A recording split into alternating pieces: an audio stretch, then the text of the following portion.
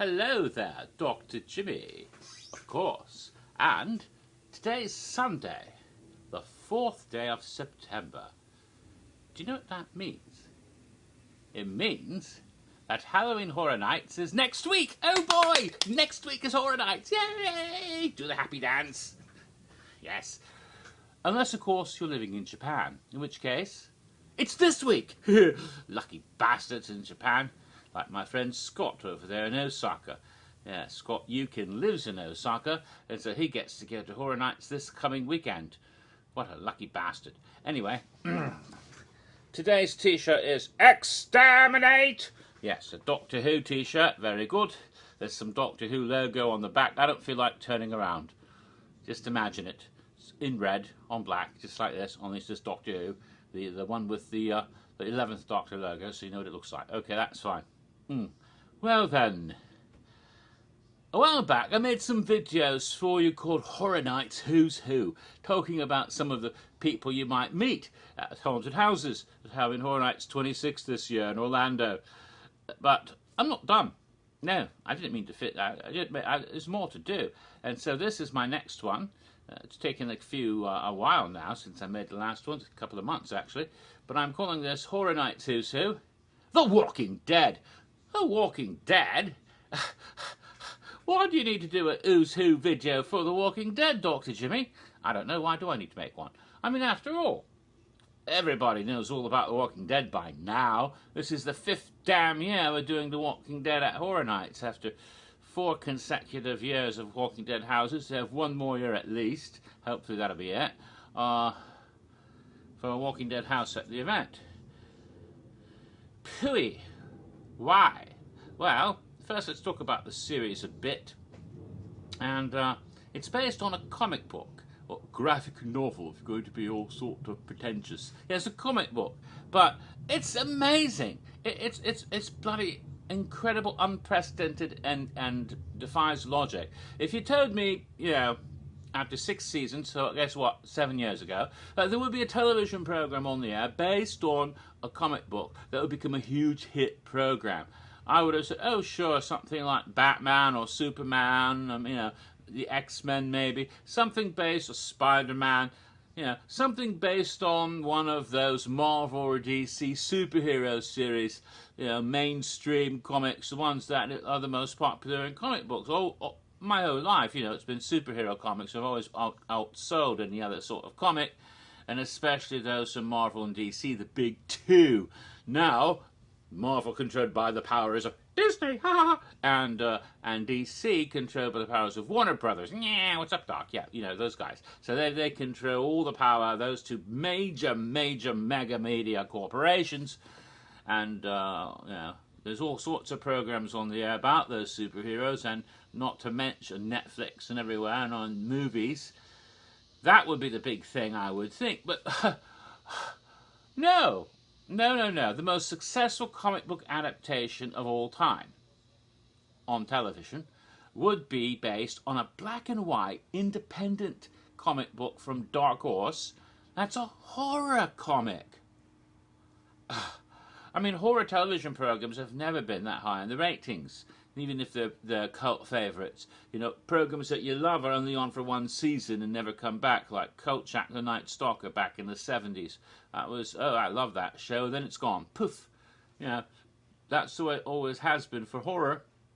There's been a couple that have been successful to run for over a decade, like Supernatural on the CW, and that's only because a small clutch of cult followers continue to follow it, and they don't need to have ratings that high on CW, but it's still not, you know, one of the highest rated shows on TV or anything like that. Just enough to keep it alive for over a decade. But The Walking Dead, based on a black and white horror comic book, has successfully stayed on the air not only for 6 seasons, but has been, for most of that time, the highest rated program on the air, including network programs, including network highest rated shows on NBC, CBS, ABC and Fox and the CW, higher rated than all of those, in the keyest demographics, like, you know, 18 to 25, all of those. Oh my God, how could it do that? It just blows the mind. No wonder Universal picked up the brand for Horror Nights. It makes a lot of sense from a publicity and marketing standpoint. It sells the event. Of course it does. That's why we've got another Walking Dead house this year, of course. They're just amazing, the background there. But that's not the who's who I'm doing. I'm not going to go about the characters like Rick Grimes and Daryl Dixon and all those other lovely people, Cara Patellier, one of the other characters. See, if I did that and talk about the various characters, there's so many of the bastards, so many people on the show, I'm likely to forget somebody's favourite character and to piss someone off. And besides, we don't see those people in the houses anyway. What we see are the zombies, and that's who we're going to focus on. The zombies of the walk. You mean like Bicycle Girl and Teddy Bear Girl and the Well Walk? No, not the actual individual zombies of the Walking Dead, but zombies themselves and the whole concept. That's my who's who. Because where are zombies? Where do they come from? And you might not all know about this. It seems unlikely at this day and age when this is such a major cliche of horror. But where did it all come from? And the answer is Africa. Yes, you go way back a few hundred years in Africa, and especially in Western Africa, where certain religious practices, the word zombie, referring to someone who is dead coming back to life, is an African word from some of those tribes. I think, I forget which tribe, but a tribe in Western Africa. Now, of course, that was the part of Africa primarily where, unfortunately, getting into unfortunate history, but it is history and cannot be denied, that there were people, colonialists from Europe, who would come down and pick up people from Africa against their will and take them to other places to work in their plantations. This is slavery, of course. And of course, they didn't just go out and capture them very often. You have different tribes in the area who are at odds with each other and at war with each other, and when they capture prisoners in war, then they sell them to the white men for money or for guns. Then they can use those guns to beat them in the war. See, it was nasty sort of things going on, and that's the sort of crap that was happening, and ending up, of course. But it wasn't just in North America. It wasn't just in what is today the United States, where they were taken and forced to work in plantations. But other colonies and other Europeans, it wasn't just the British doing it. And there are Caribbean nations, for example, where they would grow sugar to make into rum, and then it would be part of the triangle trade, rum and all of that. But one of the places in the the Caribbean, the French, of course, set up a major colony on the island of Hispaniola. This was the same island that Columbus discovered in 1492. It's claimed for Spain, but France got half of it after a war, and so there's two halves, and you have one side is French, the other side is Spanish. But something happened on the French side. The slaves got up and overthrew their masters. It was the first, and I think possibly the only, successful slave revolution in history, and the French were driven out, and they set up their own country. So there was a country that was run by black people in the Caribbean islands, free from any European influence, and they called it Haiti. Now, in Haiti, some interesting things happened. The French, of course, imposed their own religion on the slaves, Roman Catholicism, because the French were primarily Catholics. At the same time, the slaves had brought from Africa some of their own tribal beliefs, including belief in the zombie. But they also mixed up with Yoruba, which were the indigenous people that lived on Hispaniola originally. There's some of their tribal beliefs. Of course, by the time they became Haiti, the Yoruba had been extinct, but their tribal beliefs, their religious things, they got mixed up with the African and European beliefs, and it sort of got merged into a composite thing, what we call syncretism, I suppose. Well, not exactly, but it's more like they sort of combine bits and pieces. Like if you're on, like say you're going to a buffet, and you say you're at Golden Corral. So you go, you're picking out different bits of food to eat, and you put them all on your plate. Well, they pick out what they like from Catholicism and from their own African beliefs and from the Indian beliefs, and they put them together, and they come up with something uniquely Haitian, and it was called Voudon, V-O-U-D-O-N. But of course, in the English-speaking world, we call it voodoo. But it's a legitimate religion that they formed there. And there's all sorts of fascinating beliefs that I won't get into here. But what is significant for us, what's important, is that there was a belief that a voodoo priest, a Ungam, could, using his dark powers or his ability to communicate with the lower, the spirits of voodoo, he could raise someone from the dead. He could curse someone and then raise that person from the dead after they've been cursed, and that person would then be zombie and have no will of their own, but be forced to obey and be subservient to the will of the Ungan, his own undead servant, or rather slave, basically. So he was able to create his own zombie servant who he could send out to do things for him. Like that, kind of scary. And of course, when Westerners, well, they're all in the West, but when people in the United States heard about this, we thought, oh, native hogwash, claptrap, it's a bunch of, condescending, almost racist viewpoint. Oh, those silly natives, they believe such fantastic and fabulous things. But when they sent anthropologists to go look and see what was going on, they came back and said, it's legit. We've seen them do it. We've seen them put a curse on someone and they die, and then they bury them, then they go dig them out of the grave after several days, and they were in there dead, and then he conjures them up out of the grave and they come out alive again, except that they're mindless dead zombies, and then they follow the will of that voodoo priest. It happens. We've seen it. And it caused quite a sensation when this was first reported in the early 20th century. Of course, nowadays we know how they do it. There is science behind this. Yes. The voodoo priest will do an incantation when he curses his victim, but at the same time he blows a powder into the victim's face, you see. And the powder isn't just some bright, yellow, red, purple powder that looks like, it isn't just some sort of flibbity-gibbet. It's actual chemicals that work on the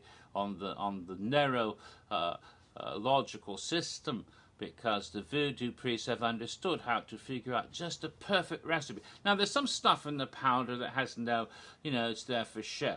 Graveyard earth, it's sympathetic magic, right? But that's not what it's about.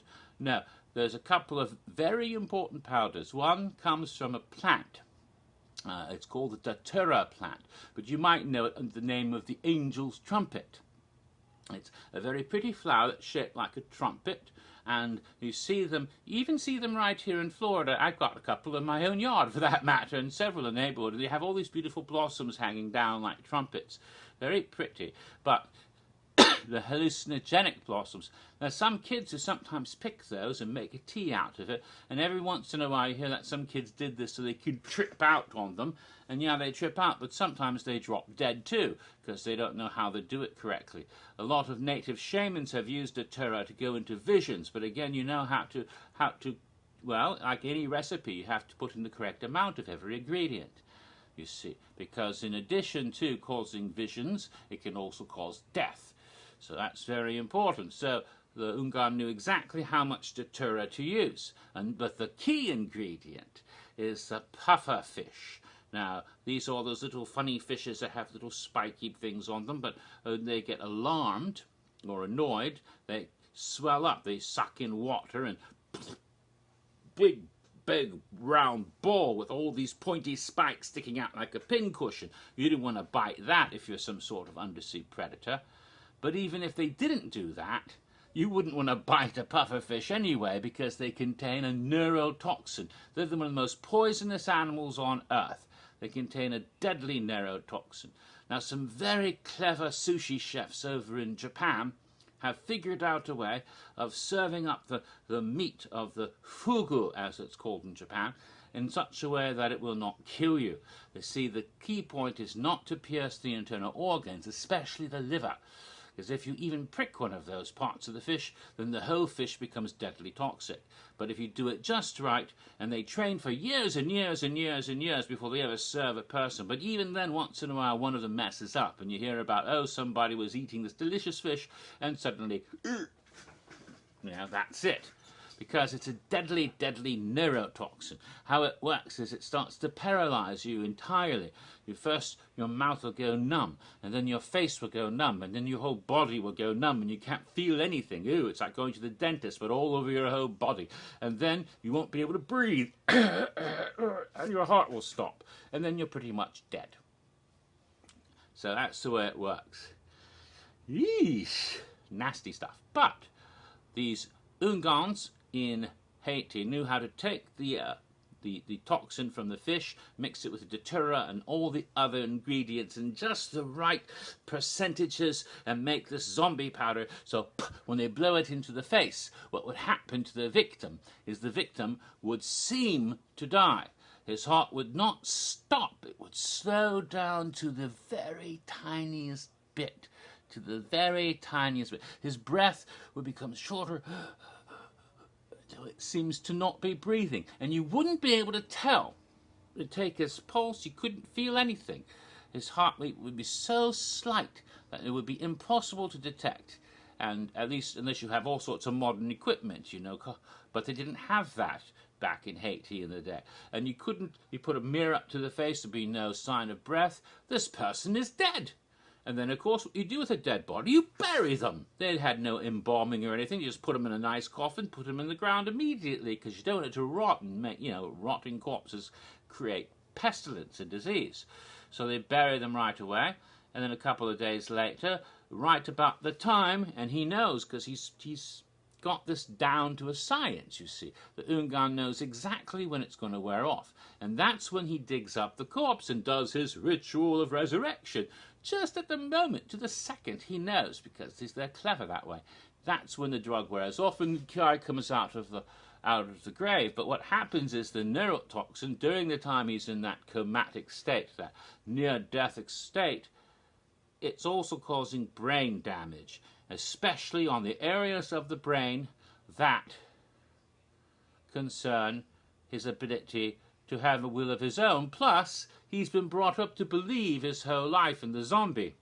And he's had all sorts of horrific hallucinations. And because of the way the Hungan has performed the ritual, and the psychological suggestion involved here, and so the person believes he's been cursed. He had terrible hallucinations of Loa and demon gods attacking him while he's in this state, and when he's woken up from this dream state, from these hallucinations, he believes he is a zombie. He believes he has no will of his own. Plus, there's some brain damage anyway, so he can't really think properly. All he knows is that he must obey the Ungan from here forth, and he becomes a zombie. That's how it actually works. It actually does work. There's been many, many documented cases of this. Very exciting. And so, when this was first discovered, long before we found out the science of it, but there's still a mystery, they began to have zombies represented in horror fiction, especially pulp novels and magazines, and in cinema. And there's some early cinema featuring these sorts of voodoo zombies, and as close as they could get to what was reported from Haiti, including some classic films like I Walked with a Zombie, which shows what the zombies are really supposed to be like, and some other comedy ones like The Ghost Breakers. Not The Ghost Busters, but The Ghost Breakers of Bob Hope. A wonderful comedy horror film from the 40s or 30s, I think. I can't remember exactly what year it was, but it's a wonderful film. And for many years, that was what a zombie was. White Zombie with Bela Lugosi is another example. Although in that one, it's mystical voodoo practices and not so much the actual chemicals. They didn't know how they did it. They thought it was some sort of hypnosis or something. But when it comes to it, things all changed about how zombies were presented in cinema and in horror genre in the year 1968. And it was one man, interestingly enough, with a Caribbean background. Not Haiti, but Cuba. Yes, George Romero. I bet you didn't know he was Hispanic. You think he's Italian or something. No, he's actually Cuban American. People don't know that. But George Romero, from Pittsburgh, Pennsylvania, began making short films and then began making longer films. And in the late 60s, he made his first great film, the film that made his name and his whole career. It was called, he was going to call it Night of the Flesh Eaters. But a more clever title was selected by someone else and it caught on, Night of the Living Dead. Now, he didn't even use the word zombie, but he completely changed what a zombie was in cinema at this point, because he came up with the idea of the dead rising from the grave as mindless walking corpses, but he added some interesting ideas. That there's no explanation. There's some vague thing about maybe something from outer space, or no one knows why. They just suddenly one day, all the dead people woke up from the grave and started coming out. And secondly, they come after the living with the intention of eating their flesh. That was the big one, because no one had thought the zombies were any sort of cannibalistic monsters before. This was very different. This was very different. He was actually inspired by a book called I Am Legend by Richard Matheson, which was not about zombies but about vampires, and the plague of vampires taking over the world and only one man being left. He took a different idea of a zombie apocalypse, and that became a genre. The idea that there would be an apocalyptic event where zombies would start rising up from the dead all around the world and taking over, eating people.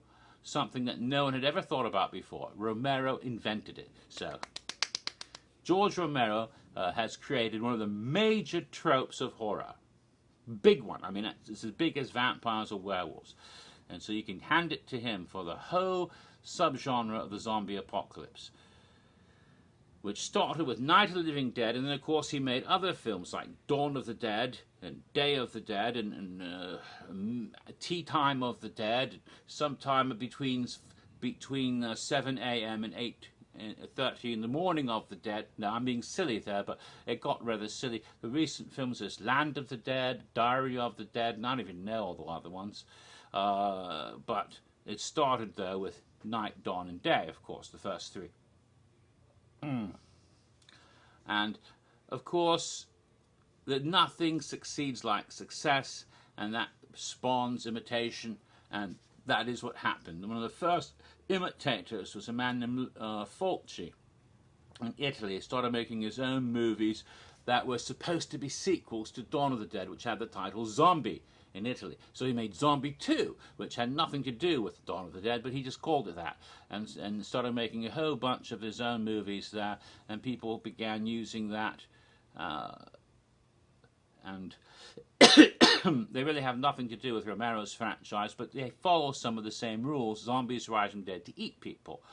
In the 1980s, there was a wonderful film called Return of the Living Dead, and the whole idea behind that was that the Night of the Living Dead was a documentary, and nobody knew about it. It was an actual documentary. This really actually happened, and then the government covered it up. And when they find the remnants of those zombies, they wake up and run amok. And this from Return of the Living Dead, only he twisted it, Dan O'Bannon twisted the concept by not having them crave human flesh, but human brains. Because of that one movie, we have the whole idea of zombies eating brains, a sort of split from the flesh-eating zombies to the brain-eating zombies, and many different video games and movies that feature brain-eating zombies, including iZombie television series and comic book. They are directly descended from Dan O'Bannon's idea he made up in 1985, I believe it was, or 86, 85. So that's where that comes from. But as we come closer to the present day, the zombie apocalypse becomes, a whole subgenre, and it's done for laughs with films like Shaun of the Dead and films like Zombieland, which make up rules you're supposed to follow to survive a zombie apocalypse. And even it's Mel Brooks' own son whose last name is Brooks, but I forget his first name. Whatever his name is, Max Brooks, something Brooks. He writes a book called The Zombie Survival Guide, which becomes a huge hit, and that becomes popular. Again, that's tongue-in-cheek. But then he writes a novel which is more serious, World War Z, or if you're American, World War Z. Yeah. So, and that one gets made into a movie with Brad Pitt. So all of these things become, to such a point that it mainstreams. When they make movies with Brad Pitt in them, they've mainstreamed the concept. And so today you find zombies everywhere, and all the time. Romantic comedy zombies, freaking scary zombies, less somewhere in between zombies. All of these are going on. One of my favourite recent silly ones is called Cockneys versus Zombies, set in the East End of London. And you haven't lived till you've seen, these old duffers, in the East End take on a bunch of zombies and kick their asses because, a Cockney, even if they're a septuagenarian, can kick a zombie's ass. That's what they tell us here. Tough old bastards, yeah. So it's all quite fun. So, The Walking Dead starts out as a comic book based on this now quite familiar concept of the zombie apocalypse and turns it into a soap opera. It's really all about these different characters interact. And you can blame J.J. Abrams. Actually, you can blame David Lynch with Twin Peaks back in the early 90s, and late 80s, early 90s. Came up with the idea of a sort of maybe weird supernatural television program where you have dozens and dozens of characters, and it's really about the characters and what's happening between them and their relationships. It becomes a primetime soap opera. And Lost, of course, was an excellent example of that. It's really about the people, not so much about the whole desert island and polar bears and smoke monsters. It's really about the people. And you have all these different characters and what's happening, and you try to follow the plot and all the different characters. You need a notepad to figure out who's who and what's going on. You miss the first season, you're screwed the second season. You have to go back and watch everything on demand and binge watch it so you know what's going on the later seasons. That's one of the problems of these sorts of programs. They become so popular now in every conceivable genre. All the, continuity used to be you watch a half hour of TV, even an hour drama, whether it's MacGyver or whatever, and whatever it is, it has beginning, middle, end. It's done. Next episode might as well be entirely different episode. Has nothing to do with the first one. Very little continuity from episode to episode. No worries about that. Nowadays, you've got these series where you have to see every damn episode and not miss one and see them in sequence, or you're going to be sitting there going, what the fuck? I mean, try watching Mr. Robot with the episode out of sequence and you'll go, huh? What? Yeah, it's crazy. So The Walking Dead is like that. It's very much a soap opera. It's all about the characters. It's not so much about the zombies. They're just staggering around biting people. But now we know where it all comes from, how it started, and the whole history of the zombie genre all the way to the modern day. So I've done my job. That was my Horror Nights Who's Who for zombies of The Walking Dead. And I still have quite a few more to do. For my Horror Nights Who's Who, I'll be tackling Michael Myers next. Groovy. No, not that Michael Myers. No. The one with the the one that comes out every October 31st. The one that doesn't talk much. The one with the William Shatner mask. You know who I mean. And talk about him and his evolution over the years in so many different ways. And what maybe the background behind him might be, which is kind of intriguing and interesting. So we'll get to Who's Who Michael Myers whenever I get that one done, because I've got lots of other videos to do in the meantime, including part 15 in my Horror Nights history for Halloween Horror Nights 23, and more cocktails. So until then, have fun. It's only one. It's next week is Horror Nights for kids. Just hang on. 12 more days. There we go.